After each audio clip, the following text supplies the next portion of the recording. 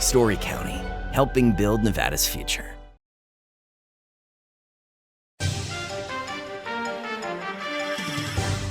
Welcome to Nevada Newsmakers. I'm Paul Enos, filling in for Sam Shatt. Today, we're going to be talking politics in the biggest little city with candidate for Ward 2, Summer Pellett. That's next on an all-new Nevada Newsmakers.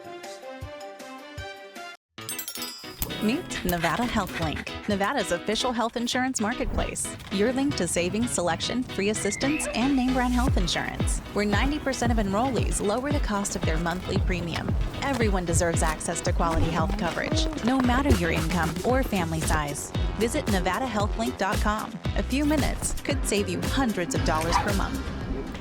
Nevada Health Link. Our plans are made for your plans. The trucking industry is the most resilient link in the supply chain. And for over 90 years, the Nevada Trucking Association has been the voice for the men and women in the trucking industry. From Carson City to Washington, D.C., we advocate for policies to protect our trucking companies and keep commerce flowing. Because Nevada's and America's prosperity is tied to trucks. There's nothing without trucking.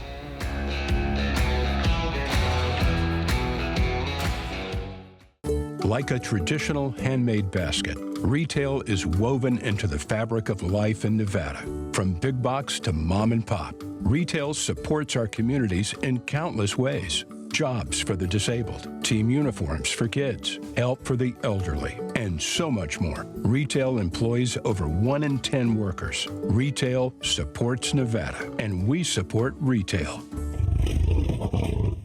RANNV.org.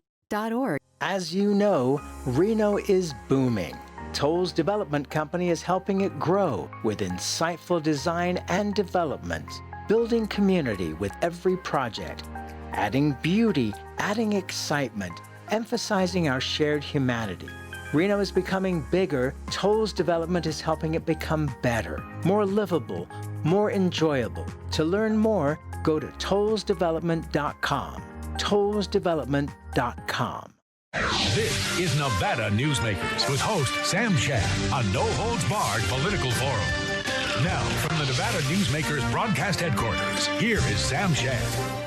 Welcome back to Nevada Newsmakers. I'm Paul Enos, and we're very blessed today to have Summer Pellett, who is a candidate for Ward 2 in Reno for our city council. Summer, welcome to Nevada Newsmakers. Thank you so much for having me, Paul. No, great to have you. So let's just talk a little bit about you. Tell me, where you're from and your background. Okay, so I was born in Pleasanton, California, and I moved here at 17 for college at the University of Nevada. I graduated with a degree in political science, so I have both a bachelor's and a master's. Met my husband in college, and we have 3 children. One that's a senior right now at Ace High School in the construction trades program, one that's a sophomore at Reno High, and then one that's in 7th grade, a daughter at Swope. So yeah, I've been here for a long time now, and my husband and I are general contractors, so we have a business. We're second generation owners, and we have been here for 23 years. And formerly, I was a city planner for the city of Sparks and a planning commissioner for Story County. Okay, yeah. So planning commissioner for Story County. I mean, Yes. that's one of the most interesting jurisdictions in the state. It is. Because they have a tremendous amount of industry and business and very few people. Yep. Which has both its benefits and its drawbacks. It does. Yeah, so I would say that, Story County really needed to figure out what they could do in order to build up their tax base. And the Tahoe They Reno, needed to replace the Mustang Ranch. right? We didn't have too much. We had a lot of single family residential, and we didn't have much else.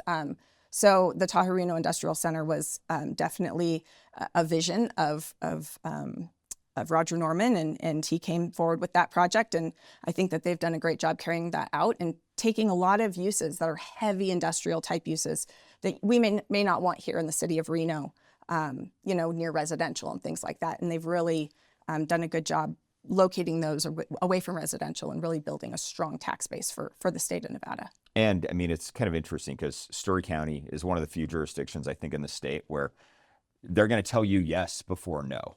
Yeah, I mean, and they're going to make sure that things happen quickly. They've really figured out a way to attract businesses to the Tahoe Reno Industrial Center. And yeah, they want to work with you. Is that something we can do in Reno or Washoe County, or is it we have too many people to make that feasible? No, I think that there are definitely things that we can put in place to make it a more streamlined process for building permits, or a more predictable process for people who are wanting to invest in the city of Reno. That's actually a mentality that I would like to bring to the city, is trying to make things a little less red tape, a little less bureaucratic, and make investors feel like, Reno is nice to work with. We're quick, we're going to get them what we promised them. And the goal is to make things not cost as much money. Time is money. So the faster that we can get them up and running, the better it is for them, and the better it is for our tax base as well. No, 100%. So why do you want to do this? Because these are hard jobs, and I don't know that the public appreciates just how difficult, being a member of a local government is. The kind of meetings they have to go to, the time that you spend. Why do you want to do this?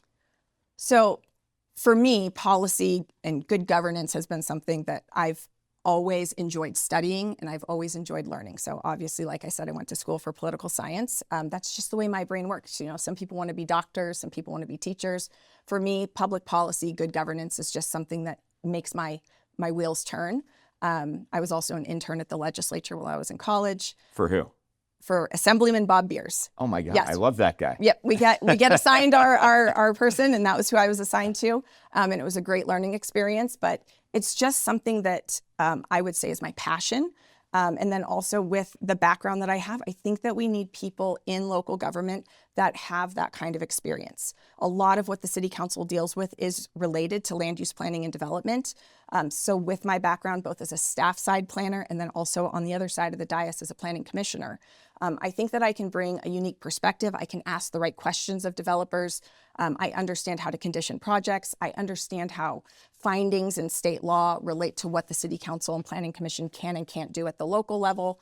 So I just have that knowledge base. And then also owning a general contracting company, I'm very comfortable working with large budgets, making sure that we're not overspending, prioritizing what needs to happen for that year. And that's another thing that I think that the city council would benefit from. Where do we do well in land use planning? Because I agree with you. Land use planning, that should be in the purview of the local government. It's kind of hard when, we're surrounded by federal land to be able to make some of those decisions. But where do we do well? And, where are some of the places where we falter? So one of the places where I think we could do better is in master planning. So I think that we have to make sure that we're putting land uses in the right places so that we're mitigating impacts. You don't want industrial right up against a residential property. I think that we need that buffering. No, I get that all the time. If a truck parks in a neighborhood, with a warehouse, And in the North Valleys right now, I think that we could do better. I think, we annexed that land and we inherited a lot of single family residential that's been there for a long period of time. And we're trying to develop around it. And I think that we could do better there from land use. But I also think we need to also think about our tax base. So I don't want to have single family residential after a period of time, 7 years or so. It's actually a drain on your tax base. It costs more in services than you're receiving in property tax revenue. So I love single family residential. I want it in our city. It's something that I think everybody wants to aspire to. But at the same time, we have to balance that with industrial, with commercial, with multifamily, things that are going to drive revenue, so that we're not balancing the budget. But on the let's backs be of honest. residents. One of the reasons why that's the case is because we have absolutely screwed up our property tax system in the state of Nevada. Right. With the property tax cap, which, hey, at the time absolutely was needed. That 3% on residents, 8% on business, but depreciation, is really what the biggest challenge is. So it doesn't reset. You can sell a $20 million mansion that was built 100 years ago, and your property taxes are going to be what they were 50 years ago. Right. I don't disagree, but at the same time, that's a state level issue. At the city council level, right now, there's nothing we can do to change that. So we can lend our voice to that conversation. But I also think that, if you start looking at local governments in California and they have their own property tax structure, it's going to be higher than what we see here. It doesn't necessarily mean that governments there still aren't spending the money inappropriately or not prioritizing properly. So I think that when I get in there, I want to work within the budget that we have. and I want to make sure that we're prioritizing our spending. I want to make sure that residents are getting what they need with the tax dollars that they're spending. All right, we are here with Summer Pellett, candidate for City Council in Reno, Nevada, Ward 2, and we're going to be right back on Nevada Newsmakers.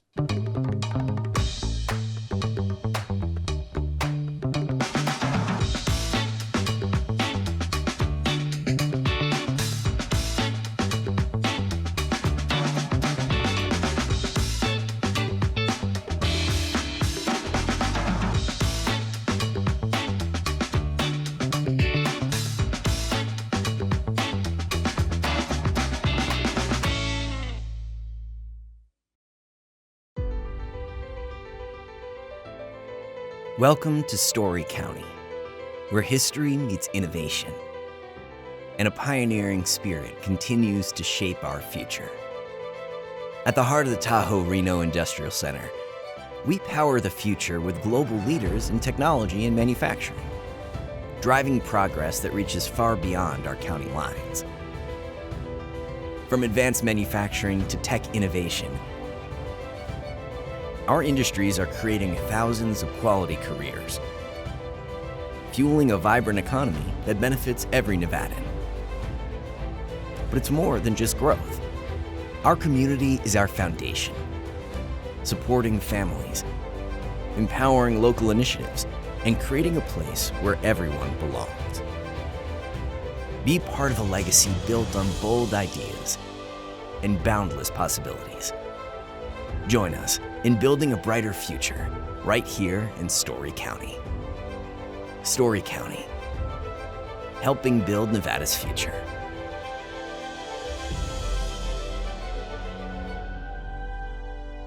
The Nevada Builders Alliance has been protecting the interests of the construction industry for over 50 years. Our programs save members thousands of dollars every year and allow them to provide much-needed benefits to their employees. Our industry also allows Nevada to grow. If you're thinking about a career in the construction industry, reach out. And if you haven't thought of a career in construction, what are you waiting for? We are the Nevada Builders Alliance. For 50 years, Nevada Heating has been keeping people comfortable in their homes. At Nevada Heating, call the Do It Right guys and get the air conditioning back on today. That's the Nevada Heating way. Why sweat for days on end when Nevada Heating can get your air conditioning fixed today? Call us today and we'll fix it today at 323-5585 or schedule us on our website at nevadaheating.com. This is Nevada Newsmakers. Welcome back to Nevada Newsmakers. We are here with Summer Pellett, candidate for Ward 2 City Council in Reno, Nevada. We're talking about land use planning and, one of the biggest, and honestly, I think the conversation may be a little manipulated because one of the biggest national conversations, local government conversations, it's all centered around data centers. Yep. What do you think, what's your position on data centers? Is that a positive or a negative for a community? Yeah, so I'm not anti-data center. I think that they have specific impacts to communities, and those impacts need to be regulated. So I think that a couple years ago when the data centers were coming into Reno, that the City Council should have directed staff to specifically look at that issue and try and figure out how we could mitigate those impacts. And I think that there's a lot of research and development that's going into data centers now that is changing the impacts that they have quite dramatically and quite rapidly. So I do think, closed loop water systems and filling them up one time and putting the glycol solution in and having that water run through the system for 5 years. I mean, that's something that's maybe not being discussed in the media as much, but as far as water usage goes, they're not a huge water user. It's less than a golf course. Right. Yeah, they're not a huge water user anymore. But that, when they first came on the scene, they were. And in some of the other states that do have large amounts of water, that's still the type of technology that they're using. But here in Nevada, they're really changing things very quickly. And I think that the city of Reno needs to continue to work with data centers. The moratorium, I think, let's get that code written and let's get that moratorium done with as soon as we can, because right now we're kind of closed for business, right? And data centers can be a really good generator of tax revenue. I think we've seen that out in Story County and some of the benefits that they're seeing. But at the same time, they can be noisy. So let's talk about decibel levels at property lines. They can be not good adjacent to residential. So let's look about the distance that we went from existing residential and residentially zoned property. Talking about water, closed loop systems being a requirement. For power right now, and this is, again, a state level issue, but NV Energy isn't necessarily being generous with their giving power right now to data centers. And a lot of these data centers are bringing their own power through natural gas and other methods. So I don't think that they're necessarily a negative for a community. I think it's something that needs to be looked at on a case-by-case basis and whether or not they can meet the codes that we put in place. So let's talk about some of the other issues, facing Reno. The one that I hear about all the time is, what's going on in downtown, and there's a lot of homeless people down there. Hot August nights, the poor vendors, they rent that Believe Plaza, for Hot August nights, and all of a sudden it's, just inundated with, a number of homeless people.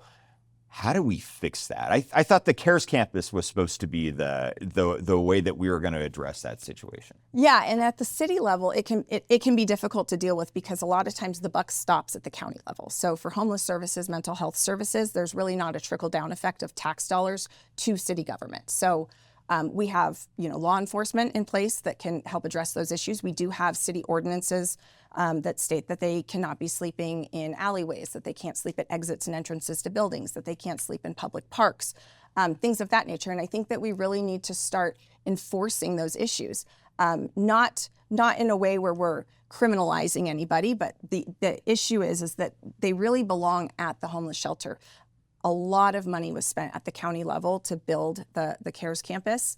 And I think that we need to make sure that we're utilizing those services that are available there for our homeless community. And we also have a lot of third-party help that can provide other services to the homeless population. And I really think that we need those partnerships as well. So I would like to see law enforcement within the city limits enforcing the ordinance that are on the books. I mean, the one that drives me nuts is we're not enforcing public drug use. Right. And I see it on 4th Street.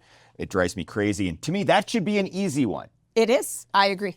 And I did receive the endorsement of law enforcement. And so my goal is to work with law enforcement to make sure that we are addressing the homeless issues. I see it creeping. My office is right on the corner of Plumas and Marsh. I'm seeing it creep into Midtown and out into the communities around Midtown.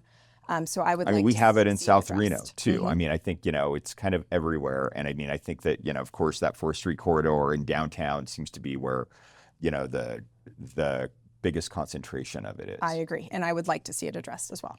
So, redevelopment, you look at what is happening west of Virginia Street, and some of the plans. Yes. What are your thoughts on that kind of neon corridor? And I even like that they're bringing back the old Reno sign as, right. potential new venue. Yeah. So I'm happy to see investment in the downtown. And I hope it continues. And I hope that we continue to try and attract that type of investment into the downtown. We have the RDA 1 and the RDA 2 zones.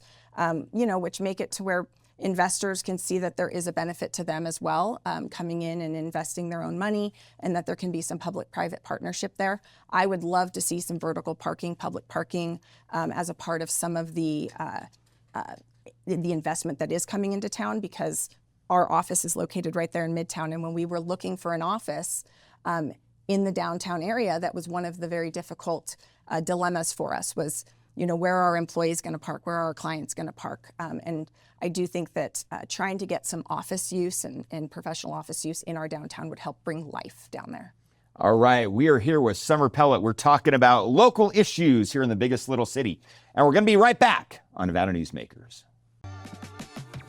2025 is bringing big changes for Nevada businesses. If you have more than 5 employees and have been operating for 3 years or more, you must now comply with new state retirement plan mandates. The Vegas Chamber 401k plan makes it easy, offering a proven, customizable, and cost-effective plan for employers and employees to save with tax advantages. Visit vegaschamber.com to explore options and see how the Vegas Chamber can help you start saving for your future.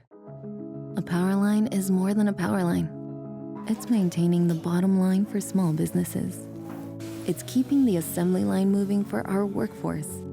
For our brightest minds, it's meeting a deadline. It's on the front line with our heroes. And on the sidelines of the biggest games, it's a direct line to our loved ones. And it's a lifeline for the most vulnerable. There's a lot on the line. We're the Peters family, 2 combat veterans, our daughter Elle, and our Liberty Dogs puppy in training, Cooper.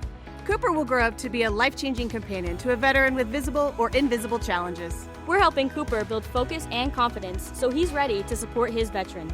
And we know he will help bring happiness and independence to his veteran's life. So join us, become a puppy raiser, and change lives, one puppy at a time.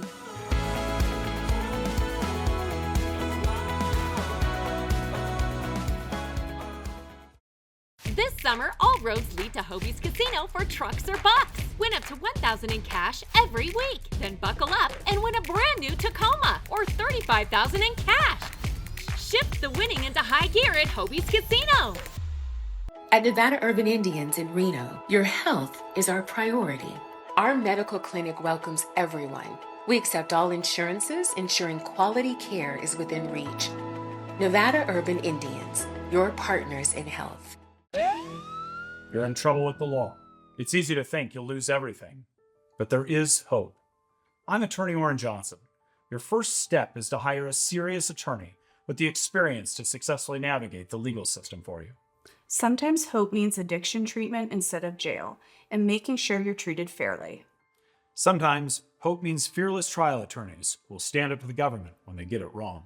Call or text Orrin Johnson Law. We'll make a plan. You'll take back your life. This is Nevada Newsmakers. Welcome back to Nevada Newsmakers. We're here on our final segment with Summer Pellett talking about issues in the city of Reno. Now, Reno's kind of different because, we do have the area that you represent tends to be the older part of Reno. The area where, I live tends to be, one of the newer parts. How do we deal with some of those issues? And what are some of those issues that come up in those varying pockets around the city? Yeah, so there's quite a dichotomy of the two areas, especially North Reno as well, between where I am and these new development areas. So where I am in Old South Reno, one of the issues that we really deal with is infrastructure. So when you get into the areas where there's a lot of new development happening, you have developers that are paying impact fees. They're going in, they're making it so these intersections have higher capacity. They're adding turn lanes. They're doing things that come along with new development, fire stations and police stations and things of that nature. When you start to get into older Reno, like Ward 2, we don't have a bunch of large plots of land for new development. So we're dealing with some infill development, but it's not, we have a lot of failing intersections. We have a lot of crumbling sidewalks. We have a lot of things that need to be taken care of as sewer capacity, things like that. And there's no developer to pay for it, right? So the city of Reno needs to prioritize the maintenance and the replacement of infrastructure in older areas of Reno. So I think that that's something that I would prioritize as a city council person, is making sure that we're taking care of existing residents and the quality of life of existing residents. So one of the biggest expenses for local government is labor and labor costs. You think your average employee in the city of Reno, it's $190,000. And I think that's fully burdened with benefits and everything. How do we address that? I mean, are there some things we can do to maybe bring some of those costs down? Yeah, so as a business owner, obviously I want to pay people living wages for Reno, and it is expensive to live here. And we're a union company, so I'm paying union wages and benefits and pensions, and that's something I'm very proud of. I am allowing for people to actually afford, that single family home that we were talking about earlier. So for the city of Reno, it is better for a community. It is. It builds community, and that's the way I see it. But at the same time, we need to look at the wages for city of Reno and really compare those wages with other local jurisdictions and also the private sector. But when I say the private sector, I mean with when you work for government, you have PERS and you have benefits packages and vacation packages that are a lot of times more substantial than what you're going to get at the private level. So I think that needs to play in on a dollar for dollar comparison. and make sure that we're paying wages that are comparable and that we're not overpaying. And then another thing too is I think we need to take a look at some of the union contracts maybe and say, maybe moving forward, this looks more appropriate for the current situation. We need to make sure that labor costs are not making us exceed our budget each year. I do that in my own private business, and I think that the public sector needs to do that as well. And then I also think we need to look at technology, implementing more technology as we move forward. I know public records requests, a lot of times, there's not enough manpower for that, and it's a timely process, and redacting information is something that takes a lot of time. I mean, that's something that maybe we can have AI do for us in the future, and really increase the speed, but also maybe not have as many employees that need to dedicate time to those services. So we've done that in our private business as well. Technology, I think, can sometimes take the place of some of the labor that we currently, have in place at the city of Reno. So. All right. Well, hey, Summer, it's been a great conversation. I appreciate it, but that's where we're going to have to leave it. Thank you very much. And we're going to be right back on Nevada Newsmakers. Carson Valley Inn, it's your place for the good times. Carson Valley Inn.